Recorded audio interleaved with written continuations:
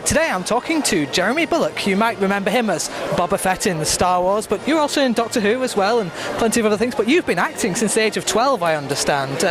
What drew you in and what kept you coming back to acting?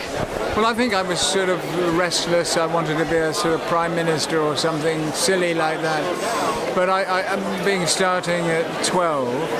You know, suddenly my father was saying, "You can't do that." And he used to tell my mother off, saying, "He can't. He's got to work first. He's got." But I was lucky. I slotted into the early Doctor Who with William Hartnell, and it seemed to spin off from there. And then suddenly I was in a soap opera, 1962, 4, something like that, and the kids series, doing lots of different things. And I was just very lucky that work kept coming my way. I was a decent footballer, so I did a football thing, and then a cricket. Amazingly, another series was about cricket. So that I've had a good time. It's been good. So since you've been in the industry since the age of 12, you must have seen the way production is done, the way directors act. That has changed over the years. What has been the biggest changes you've seen over the years? Well, I don't know. I suppose I'm not technical. I just like to work and get on with it. And quietly, slowly, and suddenly, fast, there's all these phones. And I said, these people are sort of working on a laptop. I said, what's a laptop? You just can't get hold of it. You know, I'm not technically minded. But give me a football and a cricket ball, and I'll tell you what I can do. Speaking of what you can do, how would you say that you've changed as an actor? How have you developed in the way that you approach the kind of roles you go for? Well, I think with me, I think it's important that people are natural on television. You don't need to do too much. Be natural and just say. So if you're saying to me, "Can you hold the microphone away, please?" "Oh, sorry, I didn't mean that." And people said, "Oh, that was good." I said, "No, I was acting." Acting, dear boy.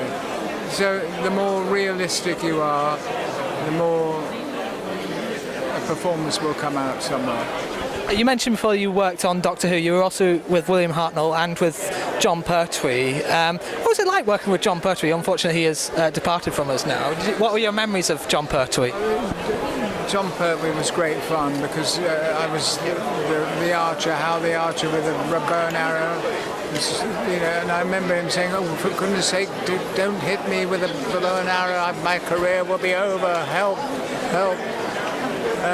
Different, very much different than William Hartnell. William Hartnell was a very good actor, but would get a bit tetchy if it wasn't quite happening, and he'd go, "Well, Mr. Hartnell, yes, we'll do it when we're ready, when we're ready." And so, but they were both very different, but interesting. So coming on to Star Wars, I believe you knew Dave Prowse, who was Darth Vader. You were gym buddies with him. Did that translate to, you know, a kind of camaraderie on the set as well? No, I think we all worked very hard because the costumes were a bit heavy, a bit tight, a bit sweaty, and you felt really. So both of us had to just relax and not do too much too quick. And the awful thing is you can't see out of the helmet, and you're breathing and it just misses up. So you've got to be not too energetic. Do what you can. So despite the fact that your character didn't have quite a lot of lines, were you surprised that he got quite a fan following? I was. When it first happened, when people were saying, "Hey, you're Boba Fett. Oh, fantastic. Oh my goodness." People would go by. I said, "Well, yes, it's a fun outfit. A bit difficult to move in, but I suppose I can hang around a bit. It'll be fun." So, but suddenly, the second showings of Star Wars suddenly become quite a character, and that's when I knew there was something about him that people were taking an interest in. You know, because there's something about it. People. I hope at some stage he arrives back on the scene, because I think it's too good a character. I mean, it won't be me, but too good a character to just let go. I'm sure they'll do something. So what are you working on now? What's next for you? Well, next for me is seeing a little bit more of my grandchildren.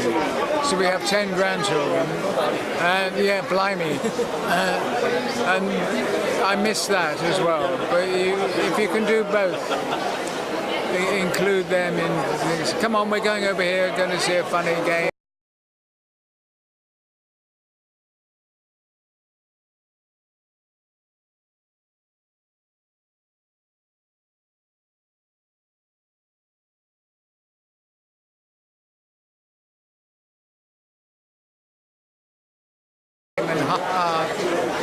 But it's very difficult. Well, thank you very much for talking to us. It's been an absolute pleasure.